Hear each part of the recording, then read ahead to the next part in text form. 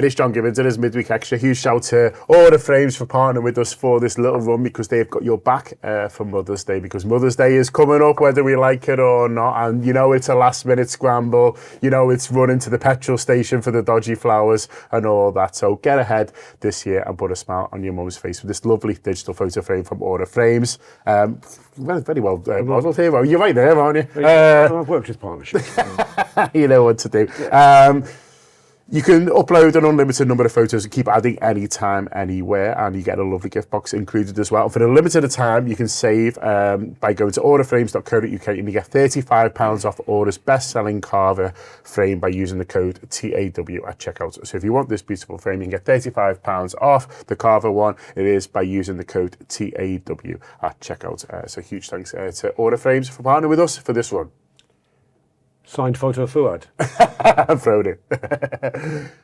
Let's get on with the football. It is the Anfield Wrap. It is Midweek Extra. It is John Gibbons. I am joined by Craig Hannan, by Rob Gutmann, and by Ian Ryan. And we're going to talk about Wolves 2, Liverpool 1, whether we like it or not. And to try and do a bit of context, you know, in all this, Craig, it's just a funny season where the good teams are quite rubbish and the rubbish teams are quite good.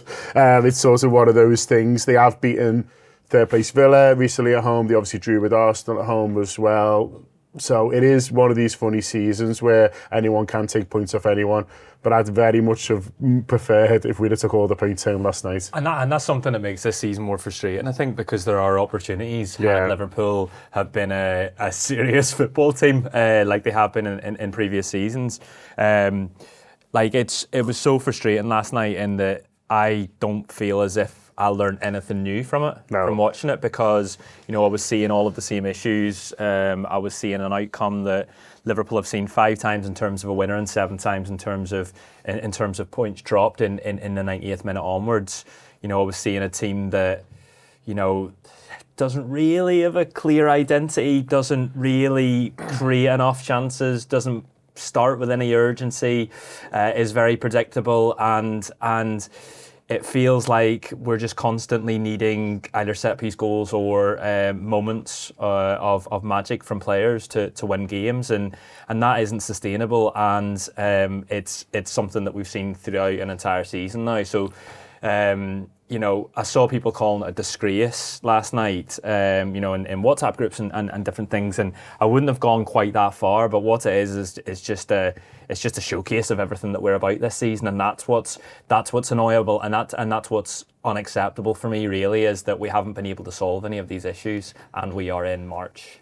I agree with that, Ian. I think the most frustrating thing for me was, you know, we've seen this game before, we've seen the poor performance before. Sometimes we've got away with it, like a Forest last night. We were punished. It feels like we're going into stoppage time in games going, well, it's a flip of a coin. Who's going to win this? And sometimes we win them, and sometimes we lose. And listen, last minute winners are great, but they're not sustainable, because sometimes you get done by a deflected goal, and that's what we did.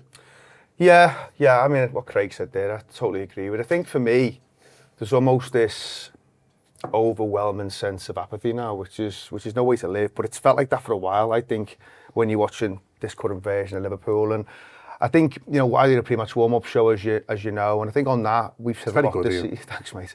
We've said a lot this season, either myself or people who've been on the shows. Don't let 45 minutes, don't let halves just pass you by, boys. You can't afford to do that. And yet again, it's another football match where you can absolutely level that at them, all of them. Manager, players, 45 minutes just disappears. And I think, for me, Wolves go into that game almost, I think, maybe expecting to get beat. You know, they make 4 changes. They know they're down. The manager's comments before the game make you think that they are absolutely prioritising Friday rather than the league game, for obvious reasons, as you would. So I think Wolves are just hoping to get through something, and Liverpool are so accommodating. And when you think about what you would class as the better teams in the league, and if you want to put Liverpool in that because they're fighting for Champions League, Liverpool are one of the most accommodating teams in the league, I think, especially in first 45s. They're so accommodating. And you see the captain's comments after the game, and he talks about it's not good enough, it's slow, it's sloppy. Now, obviously, you see the interview, I'm sure we've all seen it, but if you just saw those quotes in black and white, all the best, guess which game he's talking about. You wouldn't have a fucking clue. You would not have a clue. There's a list as long as your arm. And it is what it is now. And I think, no corners are going to get turned. I think people have said that on various shows and stuff, and I agree with it. And obviously before this, you don't overreact too much because they'd won 6 and 7. It was 2 defeats in 20 odd. So on the face of it, it didn't look and feel that bad. But I think we'd be kidding ourselves if we thought it was anywhere near the level that we want to see, because it just feels like in some games Liverpool get away with it, in some games they don't.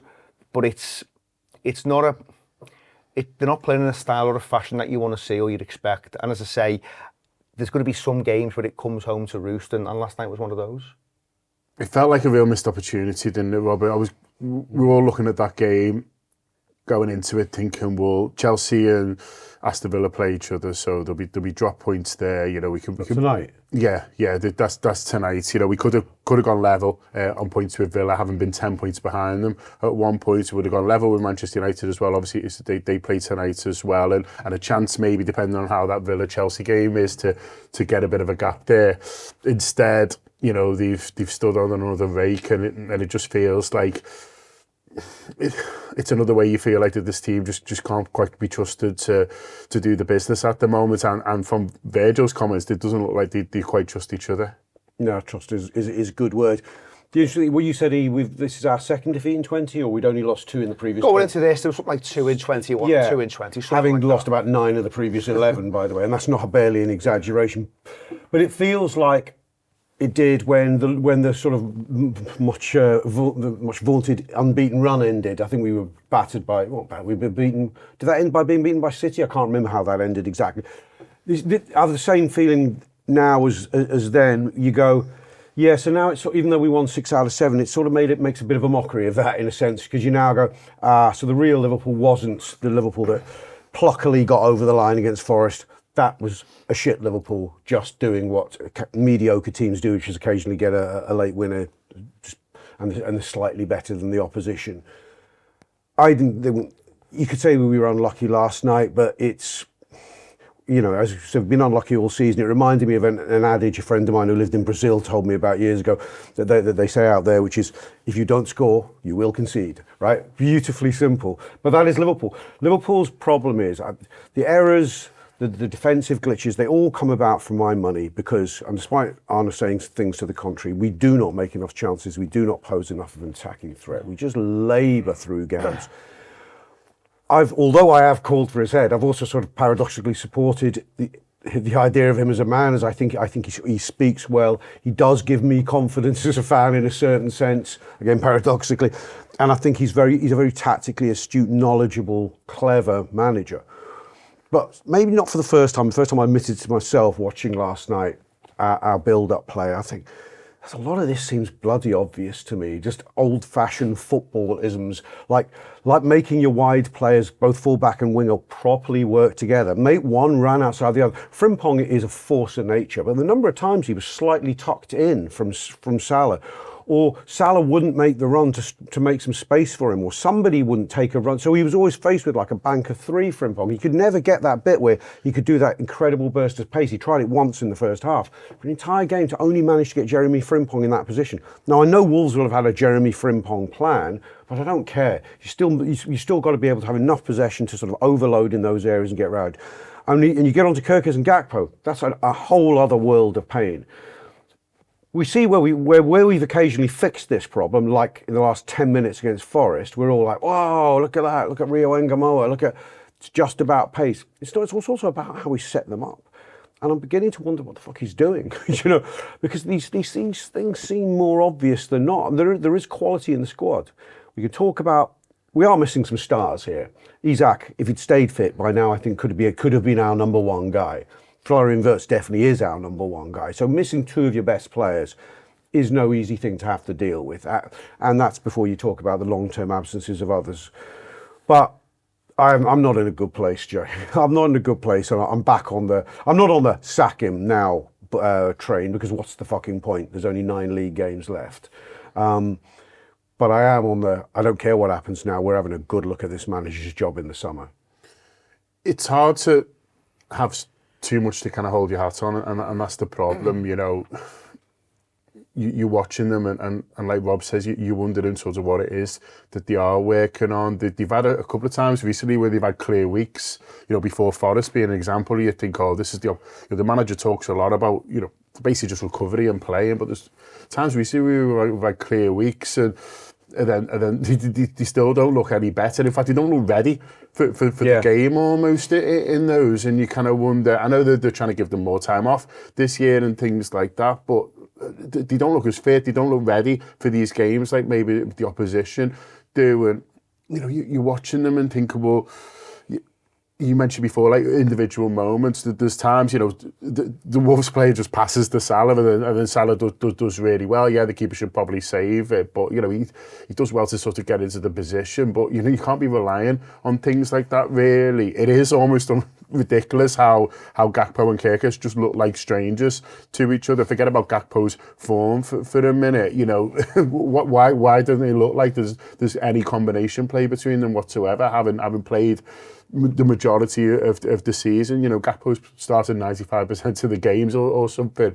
Kirk is a really high percentage, and the combination play across the pitch, save for maybe a little bit of excitement we saw from Verta and TK, just isn't there at all, and that's what's, I think, frustrating people just as much as the results, is that there's not a lot to go, okay, yeah, this is the direction we're moving in. No, absolutely. And, when I think of Liverpool this season, I can't think of any sort of coached patterns of play or, we've talked about identity a lot, but within games, I don't see little moments and then see them again and think, I can see how Liverpool are trying to find a way home here. It's just through set pieces and moments of magic. And I feel like a broken record because I've been saying it all season, but I feel like their approach to games, if the manager doesn't trust and doesn't feel as if he has enough on the bench, then it's a mad approach to a game to start slow and to give away first half of games when you've got your best players on the pitch, knowing that they tire and you don't trust what you're going to bring on. So you're then leaving games to the end to try and win them.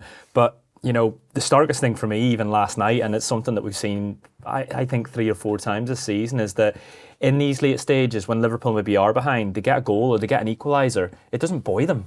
Like, they don't build on that. They're not able to go on and go for the winner like previous sides do. In fact, it becomes a lottery. At times this season where we've equalised and then gone on to get beat all the way back to Palace. And Brentford, there's numerous sort of examples of it. Bournemouth, where Liverpool used to get a goal and they go, right, we go for the winner now, and you just knew who the winner was going to be. If there was going to be a goal, it was going to be Liverpool. This time, it becomes a lottery. It becomes open because the midfield's too open, and the midfield just aren't there. From the moment Liverpool equalise, they have the chance, and it's the moment from Rio Ingamo where he puts it in, and Van Dijk, it's the header. It might be offside. It's a chance, but from that, it's just chaos. And that's what's frustrated me really, is that either, and I remember Beth asked Arne in one of the press conferences, it was before the West Ham game, and he said about slow starts to games and not scoring any in the first 30, and obviously they do against West Ham. But one of the things he said was that's not our approach. Yeah. But if it's not the approach, then the players aren't buying into whatever the approach is, or they don't understand what they're being asked to do because it's not a way home and it hasn't been all season. Yeah, it is funny, isn't it? Because the manager's saying this isn't how I want to play. The captain after the game saying we're playing too slow. So the manager's saying we're playing too slow. The captain's saying we're playing too slow. Why are they playing too slow? I know, this is it, isn't it? And when Craig brought that up then, we talked about it the other day, but, Beth asked that question, I couldn't believe his answer. I was really stunned at his answer because he almost frames it as, well, it's never on us. It's never down to us when the games unfold like that. But it is. I spoke before about Wolves almost coming and expecting to get beat. You could see it in the crowd last night. It wasn't full. It didn't feel like an on-top kind of atmosphere. It almost felt like, as I say, they were thinking about Friday and just thinking, well, we'll see what we can do here. We might get through it and stuff. And if we get through it, fine, but let's not push our luck. We'll make the changes when we make the changes, because it's all about the Friday night game in the FA Cup. We can have a good run in that, maybe get to a semi, then it's Wembley and all that kind of stuff. They probably don't think they're going to win it. But I just think Liverpool are so accommodating, John. And you said there, who's it down to? I think the book has to stop with the manager. It has to, in terms of how they're playing and stuff. And I think, listen, there's some mitigation there. I think how Liverpool are currently set up and the players we have at our disposal isn't great. McAllister talked a little bit about this against West Ham. That's a game where they win, but he talks about the gaps and the spacing and how much space there is to cover. And you see that when you've got two wide men, and it's not just to pick on them, by the way, but when you've got two wide men who can't press, don't have it in their locker to press, so a midfielder maybe then pushes to go and press, all of a sudden there's fucking gaps everywhere. And we haven't necessarily got players who can cover those gaps. And McAllister's one of them, by the way. You know, he's not a player I look at the minute and think, well, he's looking forward to a big gap in the middle of the park, because he just can't cover it. He hasn't got the legs. And he's not the only one. Curtis Jones, I would say similar. If he plays in the middle, he has a problem with covering ground as well. Now, Gravenberch can do a little bit more of that, but I don't think it comes as natural to him in terms of some of that defensive work. You know, when you think about smelling danger and sniffing danger, and I think as a team, we're not particularly good at that. You know, you see it for the winning goal, I'm sure you'll come on to it, and don't get me wrong, it's different lads who are on the pitch at that point. It's Chiesa, it's Rio Wengamoa, he's a young kid, you don't want to pin it on him. But again, no one's sniffing danger, no one's smelling danger. I mean, the captain, you could level it at him this season as well, in terms of when games are going a certain way. You just want footballers to take ownership of situations. Now he's the captain. Now we can come out and say the things he said, and he said that a number of times this season, and I've got no problem with him defending himself and his teammates. But he's culpable a lot of the times this season as well. He's been at the scene of crimes, and I expect better from him. I expect better from the goalkeeper. You expect better from Salah. Now, don't get me wrong, some of these footballers are aging, and they're just coming to a bit of a point where they are fading forces a little bit. And that's all obviously come at the same time. That doesn't help the manager. But at the same time, this is a manager who goes into a press conference before Aston Villa at home and says, I'm happy with the squad. I'm happy with the team. I'm happy with what I got at my disposal. Now, maybe he was lying, but he's coming out and saying it. And if he's saying it, then he's putting his name to it. But I think when you look at the season as a whole, obviously he will come under massive scrutiny, as he should. Lots of the players, some of them won't be there. Hughes and Edwards, they have got things to answer. And it's not about rewriting history and stuff. I know lots of people, myself included, were happy with certain footballers, coming through the door, some great names. That doesn't mean we were happy with everything. But I think when you look to review it at the end of the season, you can point the finger at the players, you can point the finger at the manager, but there's fellas behind the scenes as well who are responsible for the strategy, who will have to take ownership and say, listen, we got some of this wrong. Let's talk about the winning goal then. Ian mentions there, coming on to it, there's a lot to unpack almost in it, really.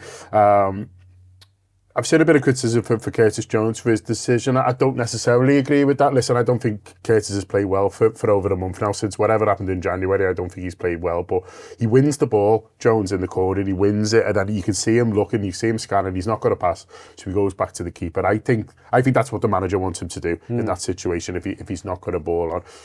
Alisson's kick is poor. There's an issue with his long kicking at the moment. He doesn't see whether it's an injury or whether he doesn't trust his hamstrings or what, I don't know. But his kick is poor. But even with Birmingham, even if you don't think Jones should have done that, or the kick is poor, even from that situation, I just think we've got to deal with it better. Ian said there about people sniffing danger. He carries the ball.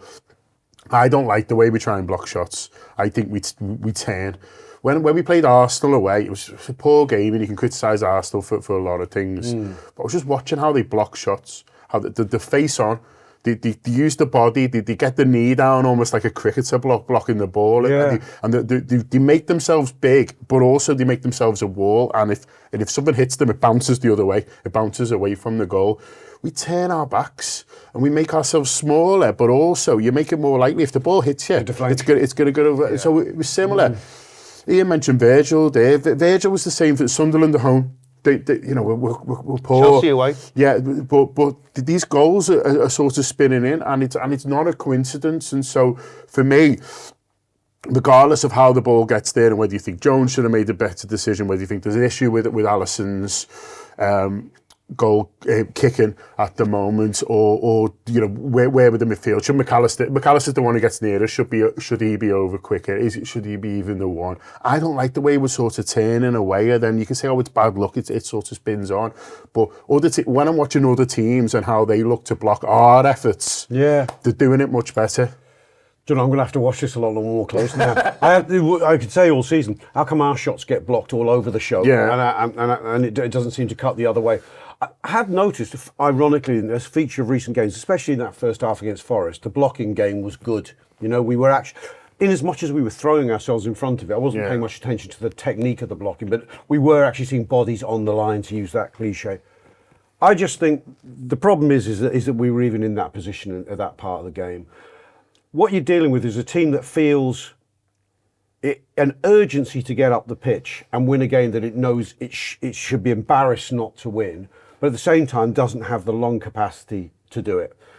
It isn't fit enough, just for whatever reason, because the squad's not deep enough. Our lack of energy in the closing phase of games is the recurring theme of this season. That's why we're conceding an epic amount of late goals. But if you add into that mix an urgency to get out too quickly when you don't have the legs to, quite frankly, this Liverpool team doesn't have a right to think it can score last minute winners. Really, I know it does against Forest, but it almost doesn't have a right because it doesn't have the legs to do it. It actually should be dealing on 85, quite frankly, and if it did, we'd have a lot more points this season. But going back to the Crystal Palace debacle where we lose in the last seconds because Frimpong comes off the post, we're dying to get up the pitch. It's in our heads, there's that muscle memory that we're a team. Well, we'd had all those late wins at that point as well, so yes. It's a bit more understandable. So it's a bit more, yes, it is at that stage. It's maybe a bad example, but it sort of sows a seed of how we want to be the team getting up the pitch, but there's will, but there's no physicality to match it. And I think you're seeing in those bad decisions, Alisson's kicking, what Curtis does, the slowness, laziness of the block. These are all things that are just small margin percentages caused by lack of energy at that stage. Lack of energy and probably also lack of confidence, born also of the trauma memory of a season where things going wrong at that stage. As Craig said earlier, our default is to be battering teams in the last 5 minutes, to be the only team that's ever going to score the next goal. We just don't know how to be that team anymore.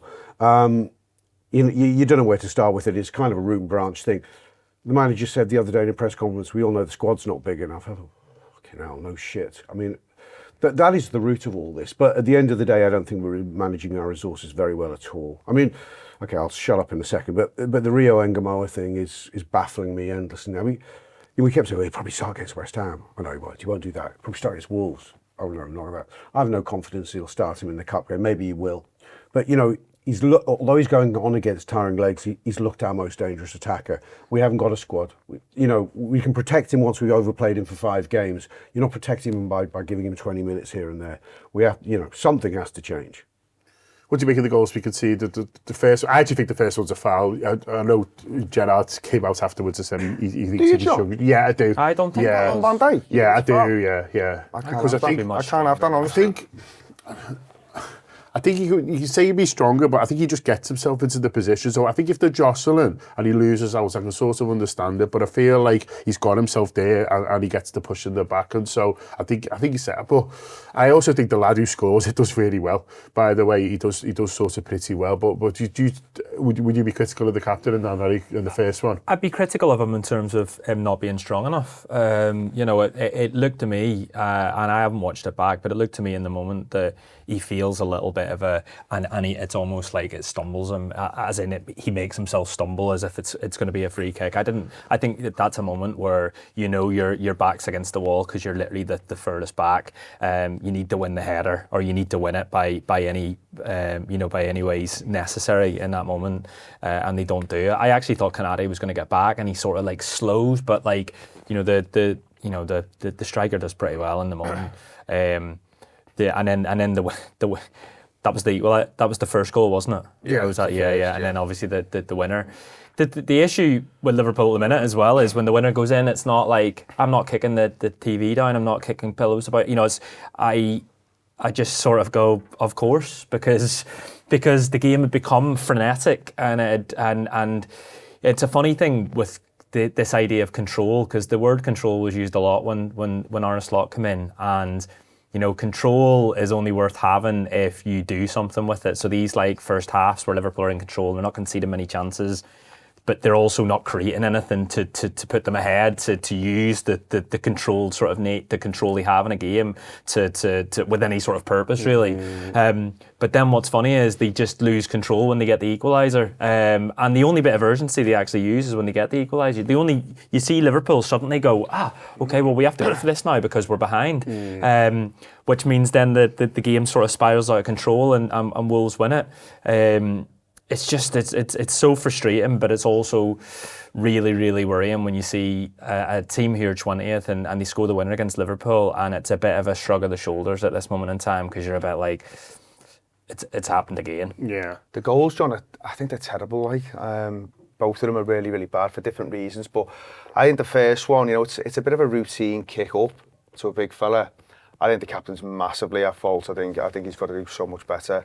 I think Canate probably has the right idea that he wants to back his mate up a little bit, but I think he just gets sucked in too much. He then can't get back, but he does kind of get back, but he goes with his wrong foot. But I also almost expected the goalkeeper to be a little bit further out as well when he makes the finish, the lad. And listen, it's a good finish. Don't get me wrong, but I think there's a number of issues in that first goal where you can point at several players and think they should be doing better. And then the second one, I think when Jones does that in real time, when he passes it back to the goalkeeper, my first thought was, I'm not sure, because we've all seen Alisson's kicking recently. Yeah. It's felt to me like there's one of them been coming in the post, like he's been almost.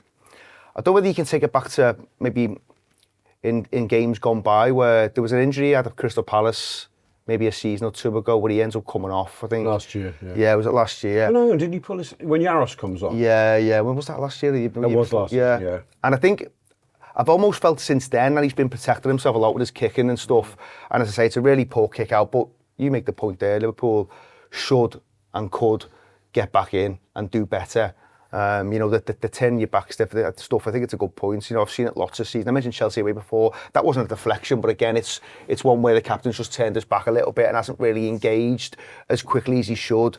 Again, you can level that at a number of players last night, and this lad's not getting back in time. But yeah, as far as 2 goals are concerned, they're just... It looks like really, really basic stuff. It's one where, the manager will be had and he'll be turning his hair out, because it's almost like beggars belief that you're seeing footballers who've gone and achieved what they've done, and they're making basic headers like that. And that's where, not necessarily got sympathy for the manager, because as I say, I think he's got a lot to answer for, and he's had a really poor campaign himself. But you're seeing footballers who are and have been the very best in their positions making basic headers. It's a real kick in the balls.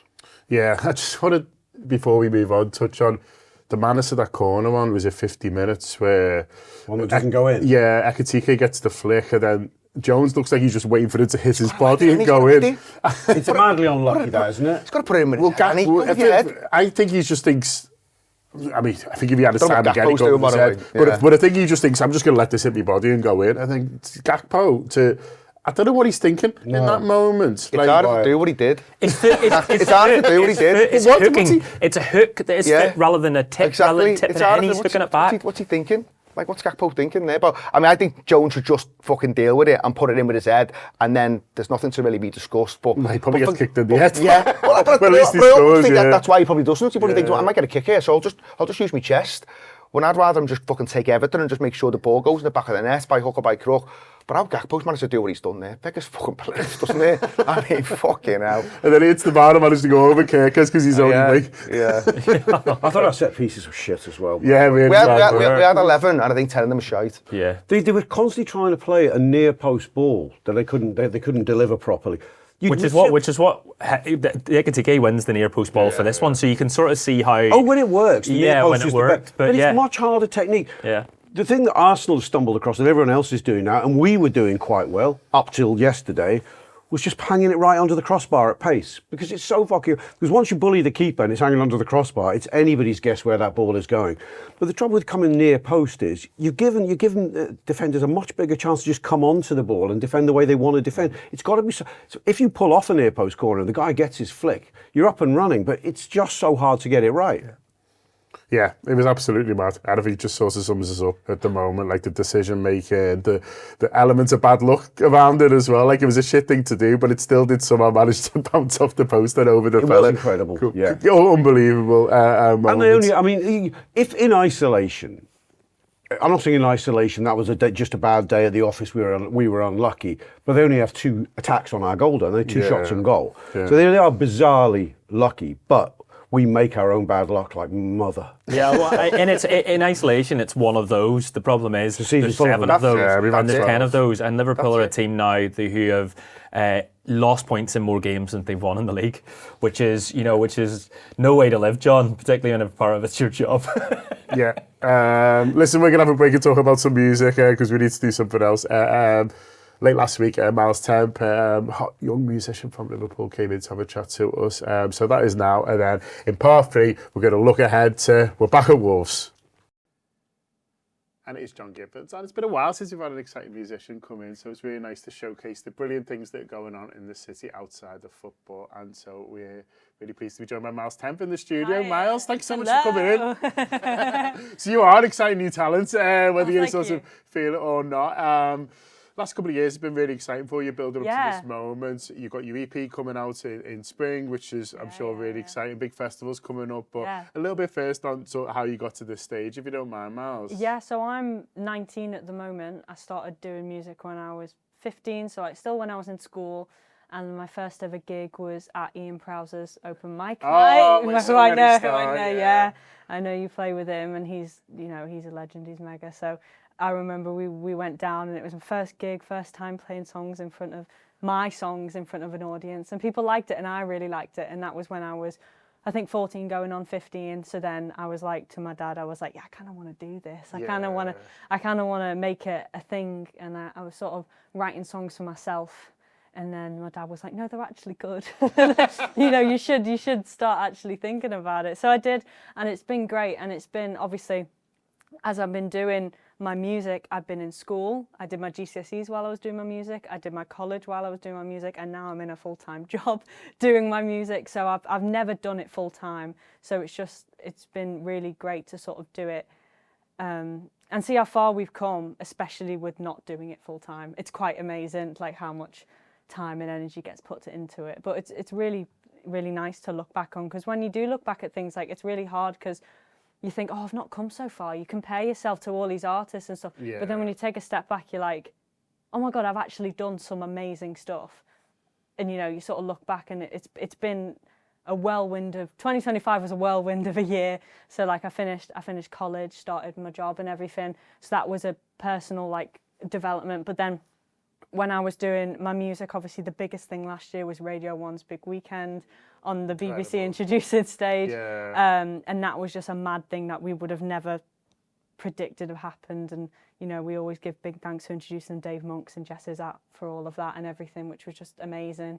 But yeah, at the moment we're moving into an incredible year. We've got a debut EP coming out by the end of the year, so a few singles dropping very soon, and like festivals and gigs, and hopefully I did my first ever headliner in November of 2025, and that sold out, and that was amazing because it was just me, and I felt like everyone had came for me, and it was really nice. And you go to all these bands headliners and you're like, oh, I wish I could do that, and then you do it and you go, wow, this is amazing. And it was really nice, and it was the longest set I've ever done. I'm surprised my voice stayed for a 50-minute set, because my voice is quite, that's the main sort of part of like me. So like obviously like I play the guitar, I've started playing with a synthesizer on stage, but my main thing is my voice. Like when I was younger, I did musical theatre and stuff like that, so that's influenced my songwriting and stuff like that. So the main thing is my voice, and like how it's the thing talked about in reviews the most is it being quite powerful and stuff. So I was very happy that it lasted the full 50 minutes of the headliner. And then, so this year's going to be really fun, and hopefully loads of gigs coming up.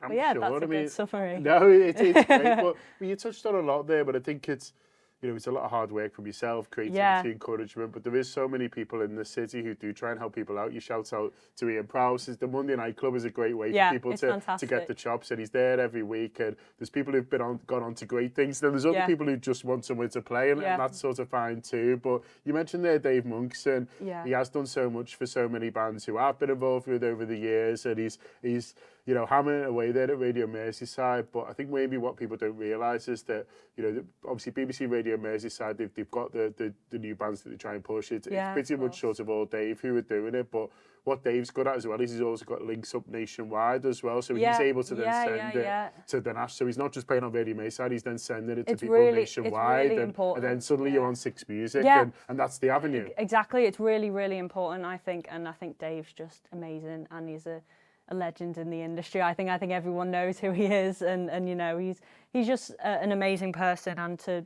be asked to do the big weekender on call, which was the maddest thing ever, because I think I started crying, to be so honest, in the street near the Jacaranda. Started crying, looked like a mad person in the streets.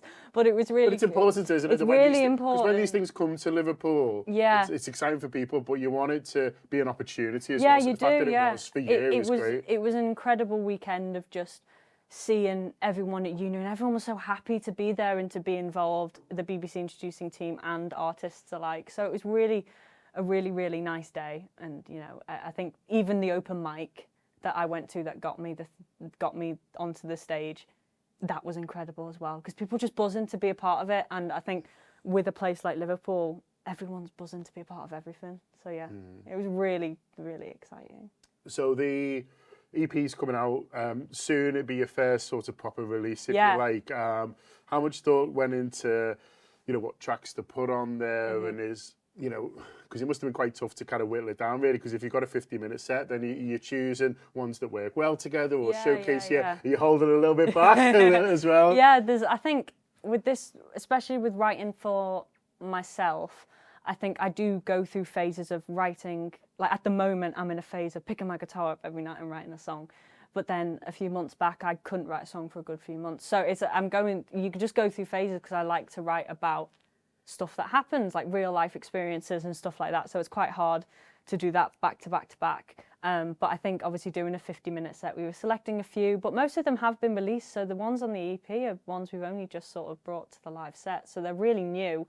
And the next single, I'm going to say, that's coming out very soon is called In Your Arms, and that's not been announced yet, but that'll be exclusive. Yeah, exclusive. I was going to claim it was anyway, to be honest with you, but if it actually is, that's it. But yeah, it's we've not released it yet, but it's a really interesting track because we're developing our sound. It's the first song I wrote on a synthesizer instead of a guitar, so it's a bit weird, and we've spent a lot of time developing it and making it sound, you know, we're sort of developing everything and making it bigger and making it better. And still just doing it ourselves. Great. You know, we've got quite a small team, and it's really amazing to share that. And you know, all the artwork throughout all the years has been done by me. You know, all the social media is done by me, and it's all done in the house.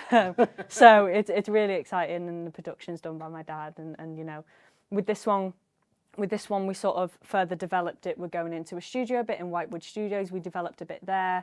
And then Dan. Yeah, so we did a little bit with Dan. So we developed it a lot there, just trying to get the sound we wanted. And then, yeah, eventually we came to the final one. So it's all done. It's all ready to go. And then today we announced that I'm playing the So Long Good Friday Festival, done by Harvest Sun Promotions.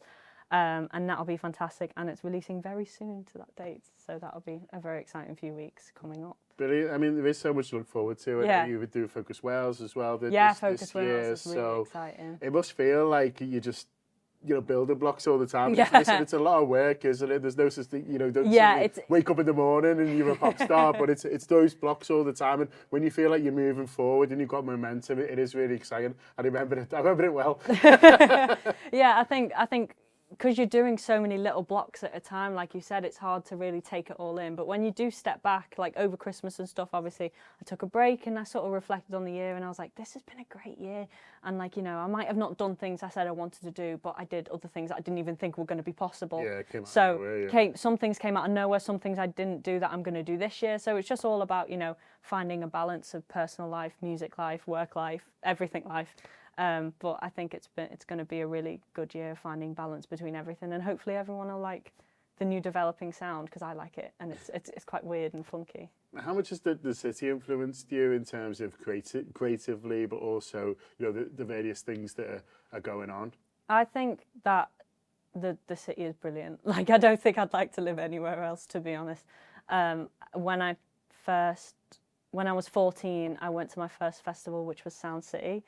And it was like my first few gigs, and this was before I was like writing a few songs, but I wasn't taking it seriously. Like I picked up the guitar during lockdown. That's when I first did it, because I was bored. Everyone was bored.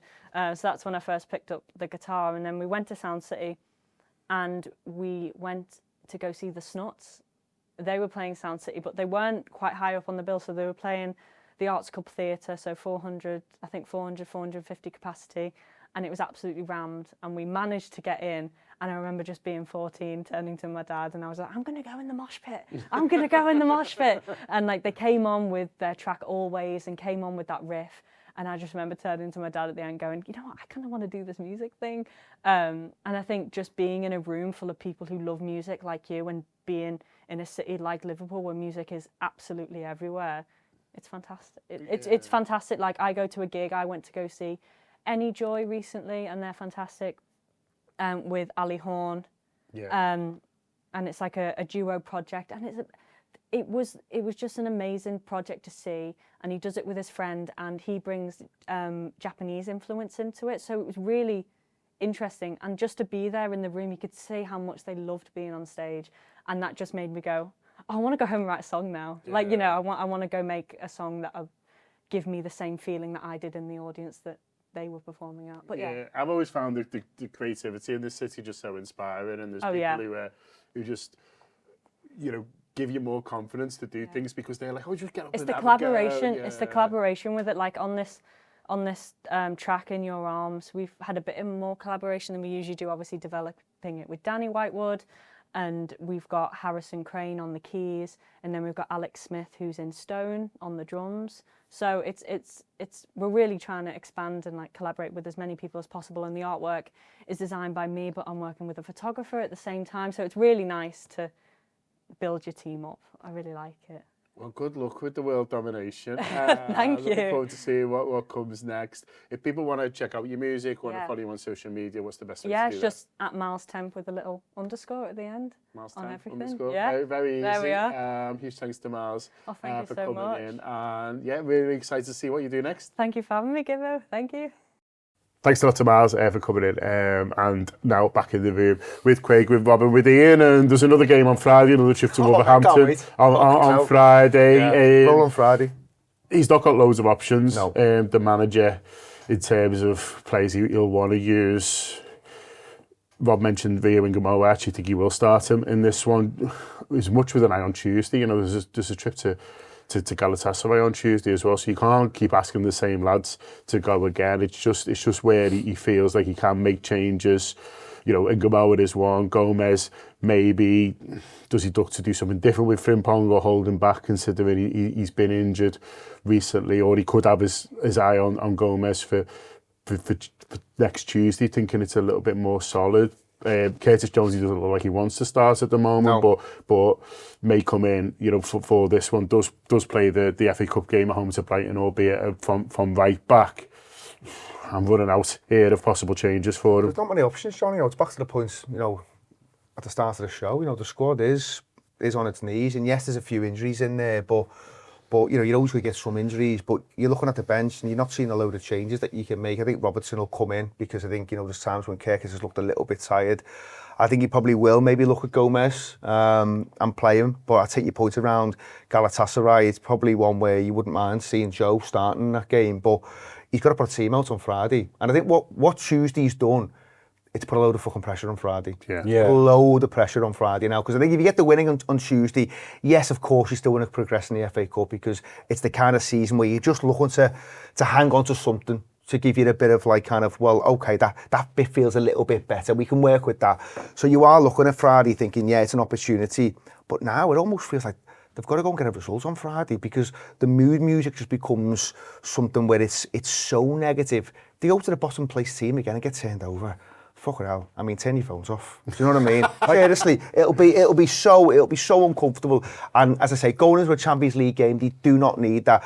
He hasn't got many moves. I think Rio has to start. He has to start. And I'm not someone who's been saying you've got to be playing him every week because I don't think you can treat a 17-year-old like that, especially coming into this team as well. It's not ideal. But I think at the same time, he should have been used more. There's been games, you've mentioned some games on shows, I think Leeds being a prime example, where that game is just petering out at home. It's a fucking dire affair. And you're thinking, everyone, players, fans, they need a lift. And he's there, and he won't get everything right. You see it last night, there's some good stuff, there's some stuff where, hang on, you can tell he's 17. No, that's bound to be the case. But what he will do is, he'll lift the crowd, he'll lift what's around him by trying to beat men. And that immediately just gets a little bit of, okay, so we're having this now, are we? So I think he is someone who will always get people on side because of how he plays football. And as I say, as long as you can take into account that he won't make every decision correctly because of his age, but there's something to get behind. I think Gerrard says it last night, we asked that play a little bit more than what we've seen. So he starts. But other than that, you're not looking at a load of changes. I mean, I'm worried a little bit about Ekitike in terms of just overplaying him. Yeah. I think there's no sense of forward, is there? Yeah, so it's one of them. I think your point about the pressure is the key problem here, because looking past Wolves, Galatasaray is now the biggest game of our season by a distance, right? We have no chance of doing anything in the league. Of course we've got to get into the Champions League, but there's still a possibility you can stumble over the line to that. I think everyone who gets in the position 3, 4 and 5 will stumble over the line more or less. You've always got to work hard to get in, now it's 5. And we might not, but we won't do it gloriously, and we won't win all the remaining games. But you've got to win near as damn it win or get the right result in Europe in every single game. So it's the biggest game of our season, Galatasaray, and there is a case for making epic changes for the Cup. I almost think Klopp in this situation probably would go, fuck it, blinkers on, let's just do this, it's all about Turkey. I think you're right, because of the pressure on the game, because of the league, he needs to be seen to be doing well on all fronts to keep his job. If you blink, so that's all that man will be thinking about. He's thinking about keeping his job, and rightly so. That's what he should be doing. So he can't make 8 changes, but I think he has to make changes. I suspect Ekitike will be left out. I think there's another factor in this. This can go to extra time and pens. So I would, if it was me, I'd go, tell you what, boys, let's forget their Wolves. Let's just treat this as a European away. We're going to go there. It's not about fast start. It's a tight, compact start. Build a plan, and the crowd are going to be up. This is the crowd are going to be confident, and this is the one they want to win, Wolves. This is the one they know they're going down, but if I have a cup run, wonderful, and enjoy it. So you go there and you go to quieten the crowd, and you go and you have your stars on the bench, if you like. Ekitike on the bench. I'd start maybe with Gakpo up front and Gamoa left. Probably you do get Salah to go again, with a view to getting him off on an hour. In midfield, I'd want to take one of Gravenberch, Szoboszlai and McAllister out of the fray, just to give them legs. I think you've got to bring Curtis in, even if whether you want to or not. For which one, I don't know. Probably McAllister. Probably McAllister. That was my thinking. Gravenberch was off last night, doesn't he? Yeah, he goes off early, and then Szoboszlai feels like, because he had the suspension, he feels like he's missed one fairly recently. Exactly. I think he's been working towards Gomez starting. There's no way Frimpong gets another start with having had a hamstring. You can't push the luck with him, can you? You can't push your luck with him. And also, again, on 65, when you want to take Joe off with extra time possibly looming, he's a great sub. Frimpong's a great sub, and you might have him for 50 minutes. I think Rio and Gamoa, we said that he has to start and Andy Robertson has to start. Those are the changes I expect there for both fullbacks, one in midfield and one up front. So those 4 changes.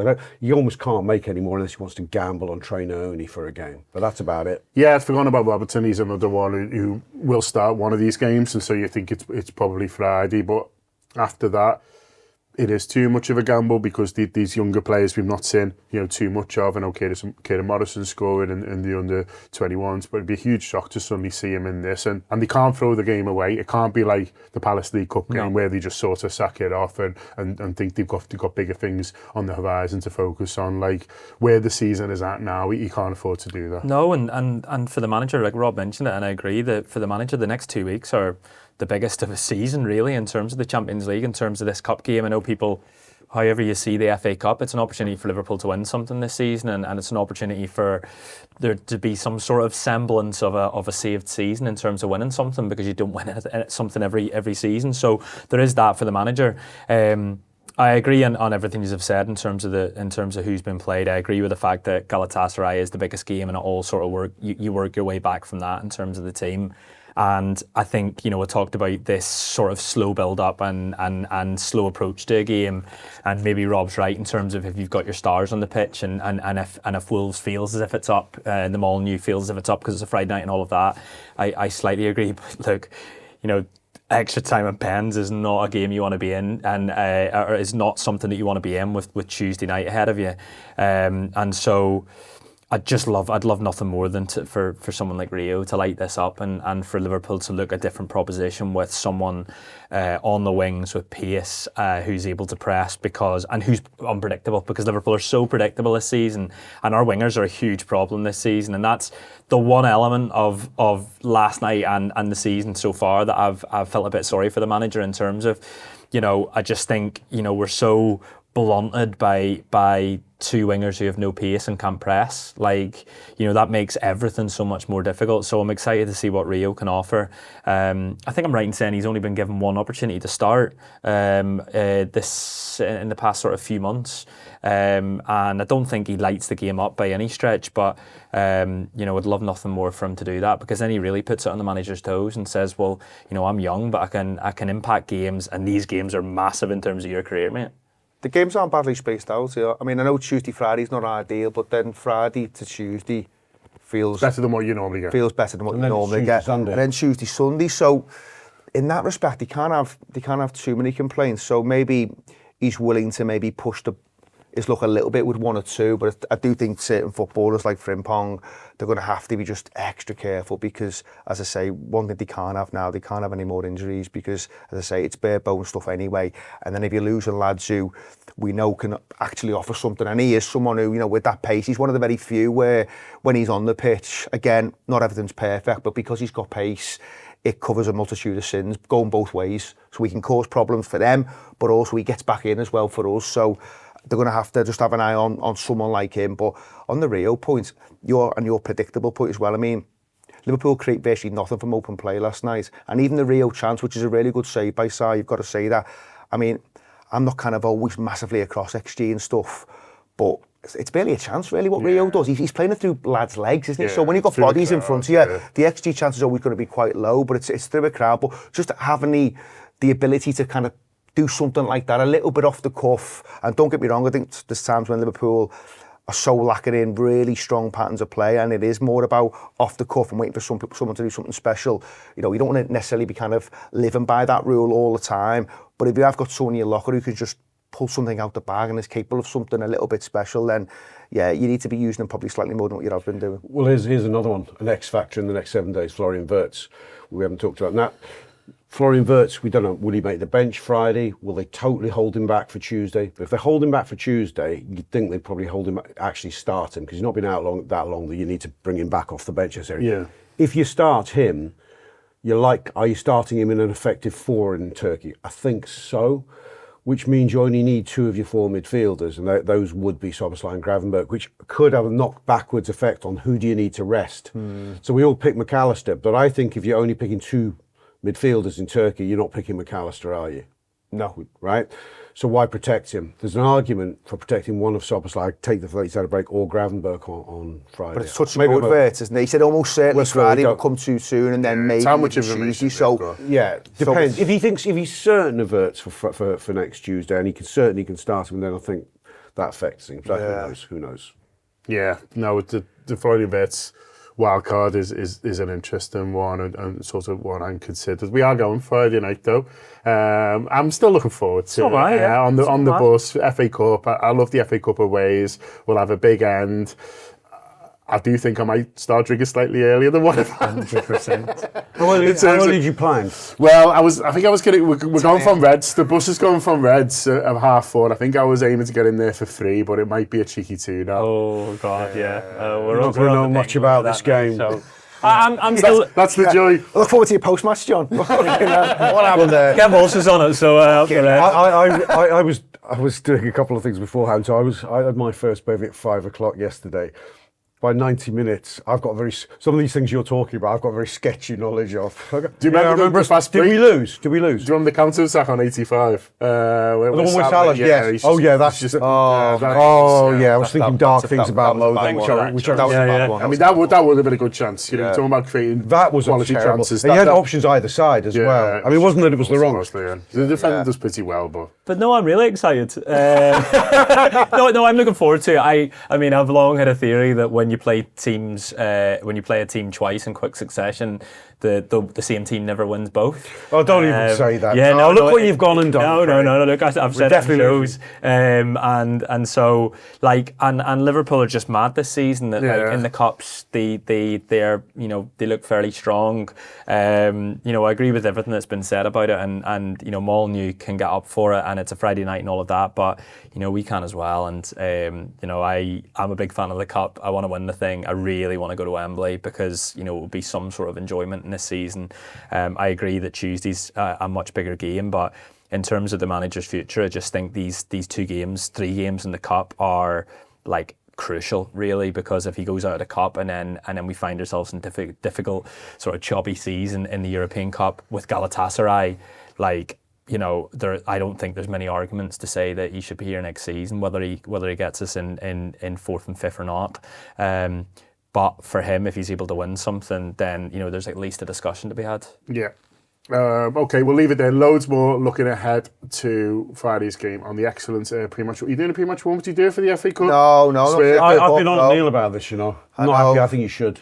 Right, okay. Should we just sort it now? Yeah, let's do it. What are you doing? Yeah. Do now. No, he put the FA Cup games on the back burner. Oh, press conference extra. That's Excellence as well, so there'll be a press conference extra. Yeah, it's not as good as pretty much more. Look at the eyes over there. Great. The eyes over there. 2 excellent shows, 2 excellent hosts, just different combinations for different tournaments, just sort of throwing it in there. I don't know where I'm going with this now. Straight after the game, you'll get a piss pink on the way home. Me, Craig and Kev, you'll get hopefully a slightly more... Pink. Yeah, pissed pink, sorry. Yeah, hopefully a slightly more sober post-match pint. I was coming home from town last night, and obviously Everton played at home. And so I was just... What was the score? They won 2-0. for fuck's sake. So I was stood in the station with loads of smiling Evertonians and me, just like keep your head down. And then the trainer announcer went, next one for South Parkway, up the Toffees! And everyone cheered. And I was like, I could have done without it. No one wants that. I know. Yeah, they're having too much fun, aren't they? Did you see them celebrating Did you see that? Oh, where they were doing the pitch side interview with Dewsbury Hall, and then then obviously, the people hanging around to watch the Liverpool game, all sorts of cheering. Yeah, no fun at the Hill Dickinson, please, until we get there. That is your midweek extra up the Reds.